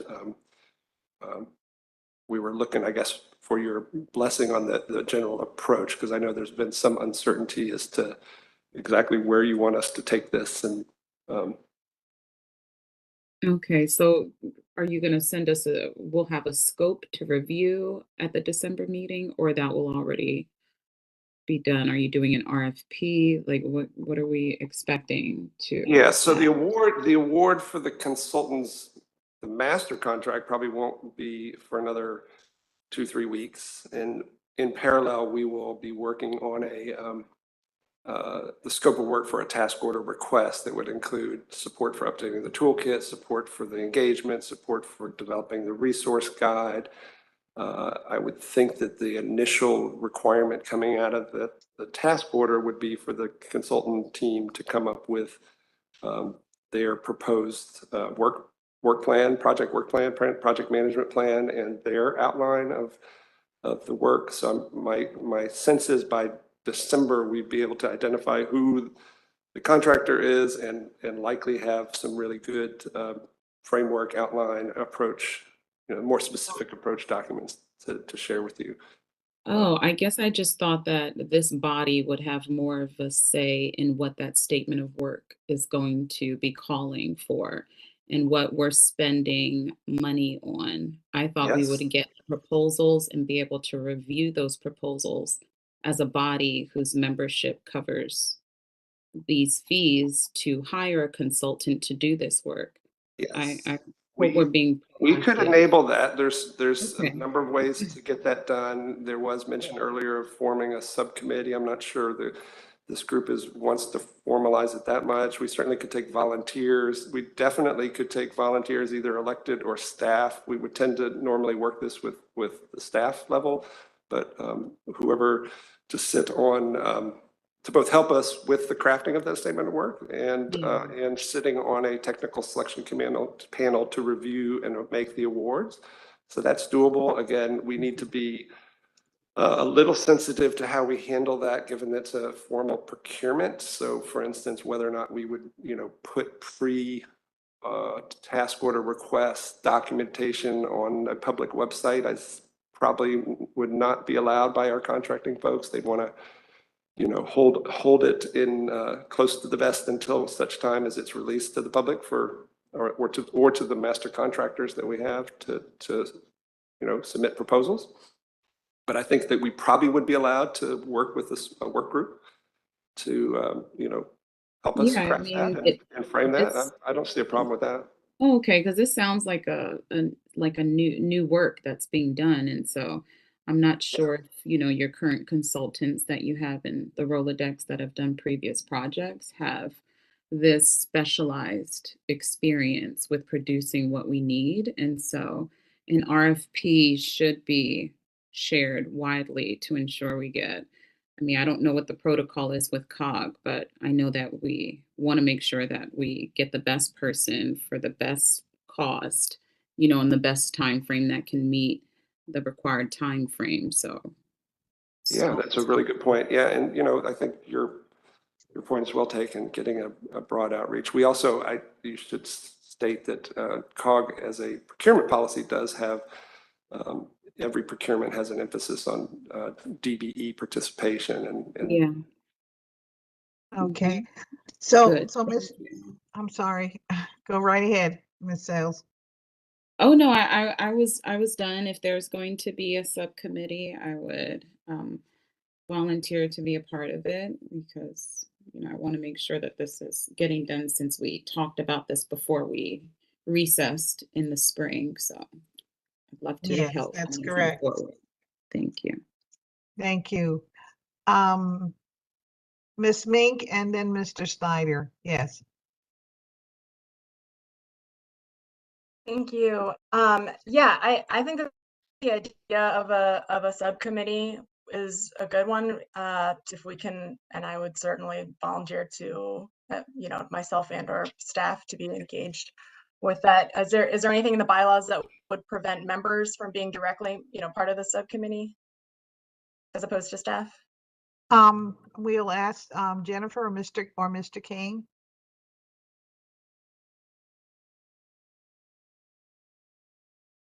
Actually happen to have a copy of the bylaws here because Tom Dernoga was asking about it, but it would take me a second to look at that. If you just give me a second, maybe. Sure. I'll go ahead and ask another question then while you're looking that up. Thank you. I just wanted to better understand the difference between the toolkit and the resource guide, and if either of those are intended to give us something to apply to our regulatory compliance work, to setting regional goals, et cetera.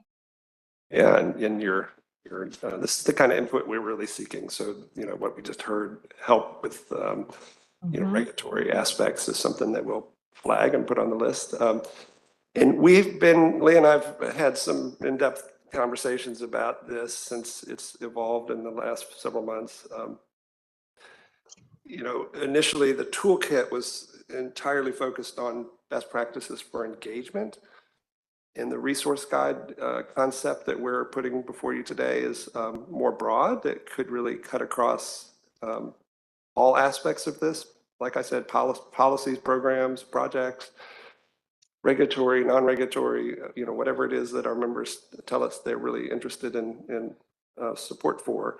So the same audience, but broader topics. Yeah, and I think the thinking was the toolkit perhaps could become a standalone like tool that's part of the resource guide. And theoretically, we could develop new toolkits. So you could have, you know, if you call it a resource guide or a toolkit, you know, the forestry committee we have, they call it a cookbook and they call them essential recipes. It's all kind of the same. What are the best practices for policy programs, projects? But right now we envision the updated toolkit to remain focused on engagement and that it would be a really important part of the overall resource guide and that, you know, we've yet to kind of put pen to paper and really sketch out in detail what else would be part of the resource guide. When certainly we'll make sure we include something on the regulatory piece that you just mentioned. And I also wanted to add, this is Leah Boggs here, that the 2017 toolkit has 9 approaches to engagement. So that's why, as Jeff mentioned, we've been in a lot of conversation as to what the update would look like. Should it continue to focus on engagement, or should it really go from now approaches to engagement to some real implementation of environmental justice and equity? And so then we looked at a resource guide. So this conversation and the questions that you're bringing up is helping us sort of outline what the differences of those 2 documents should be. And so we'll continue to have those conversations, I guess, between now and when that statement of work becomes finalized, and continue to have input, perhaps through a subcommittee. We did start through the Air and Climate Public Advisory Committee, which is what the Environmental Justice Toolkit initially came out of. We do have an existing subcommittee. We've not done much work on that because now we've expanded not only the EJ Toolkit update to now this resource guide and then the CPRG. So we'd be happy, and I think along with MWAC staff, to expand that beyond just the public advisory folks from ACPAC to whatever, you know, we see fit to have MWAC join in providing comments on the statement of work and, you know, moving forward on that entire process. Thank you. Thank you. Well, again, I'd like to volunteer myself, and I will, do I need to like make a motion to form a subcommittee, or work. Okay, let me get back to the question here. I looked at the work plan and or work bylaws, and I can respond to your earlier question if you Yes, want. let's do the bylaws first, and then let's Yes, consider what yes. Ms. Boggs So- has said, that there is a committee already that might be suitable for where we need to go on this issue. Yes, so the bylaws, clearly established the technical advisory committee. And that, that committee's been in place for decades now and does, the technical work for MWAC. Under the TAC, there is the authority to coordinate technical committees and working groups in executing work program elements. So that's part one, is the TAC, the TAC is authorized to coordinate either a technical committee or a working group to carry out the work of MWAC. And then for MWAC,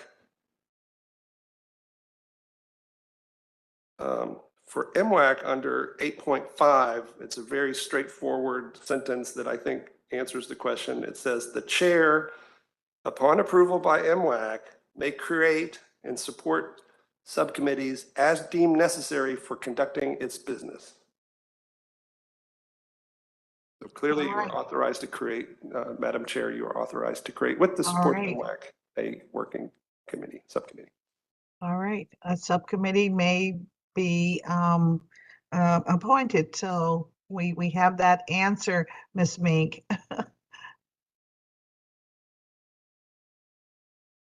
And so I think you're, if you were intending on making a motion that you want to do that, we can do that.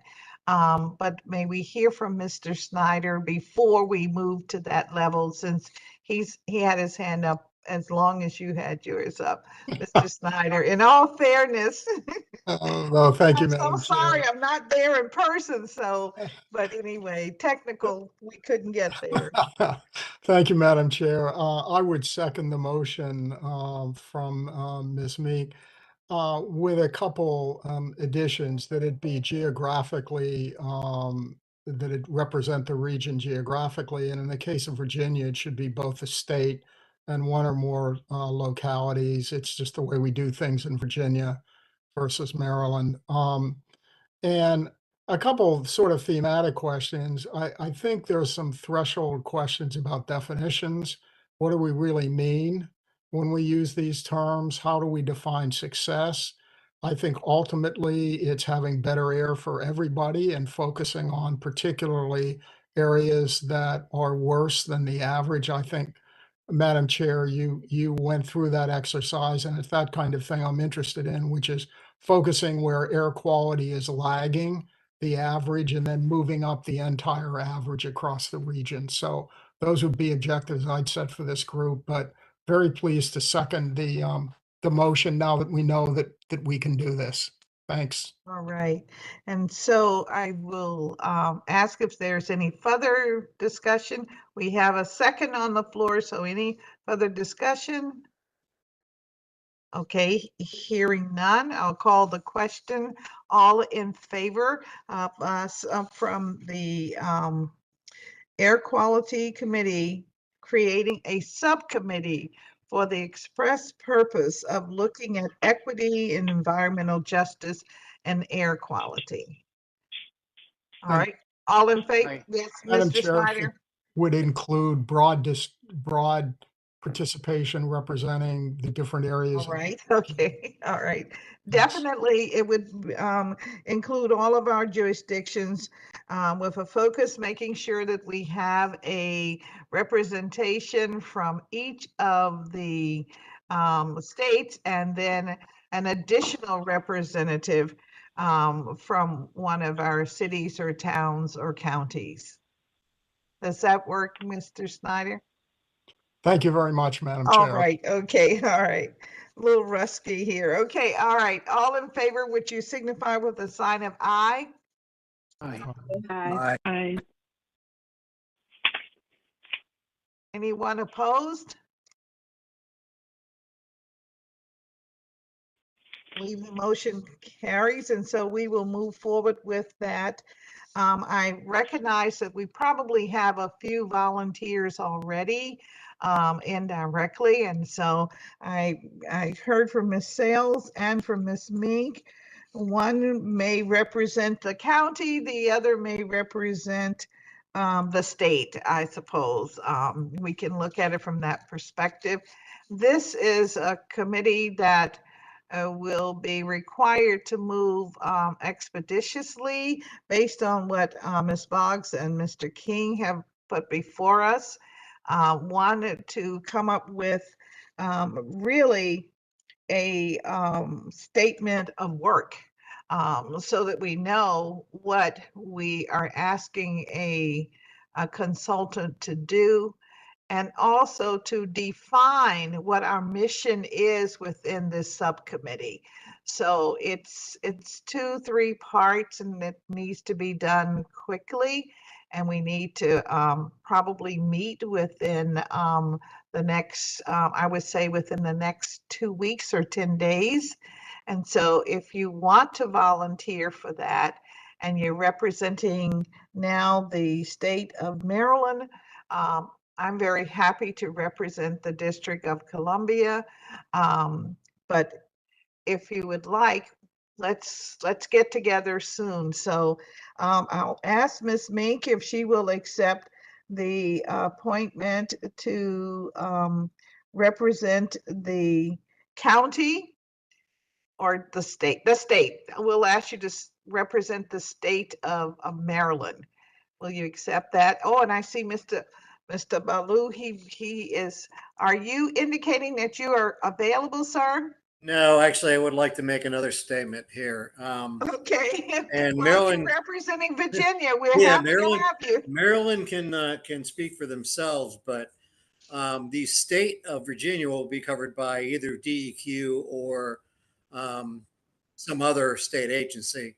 You're going to have to understand in some cases, we already had a discussion of what states are already doing in the environmental justice area. And we are going to be bound and have to rely on what we have in terms of our Environmental Justice Act and other things as to what this committee can do or can't do, or dictate to the state what can be done.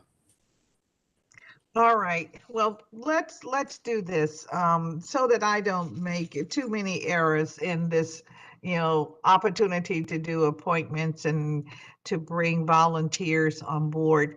May I ask of the body that I have an opportunity to talk with our lead staffer, Jennifer, and with Mr. King to put together a thoughtful approach, and then reach out to everyone by way of mail, email, and really get it right. It's too important for us to have unreadiness and not be able to execute today.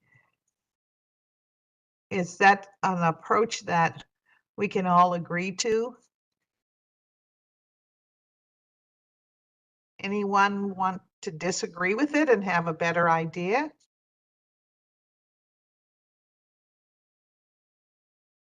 All right, well, I'm going to take that as an opportunity for us to use a pretty thoughtful, I see. Thank you very much. Calvert County, they say it sounds reasonable. So we're going to try this reasonable approach. And with that said, we really have finally completed our agenda a few minutes over our time, but just want to make this announcement that the next MWAC meeting is scheduled for December the 6th, 2023, and we will have a number of items on the agenda, but know that we're committing to reaching out to everyone who was in attendance today to discuss further how we might set up this subcommittee. And I thank you all very much for your attendance and for especially giving the extra time to this program today. Thank you very, very much. And with that, I'll take a motion to adjourn. So moved. All right, and it is not debatable. So thank you all very, very much and enjoy the rest of the week. Thank you.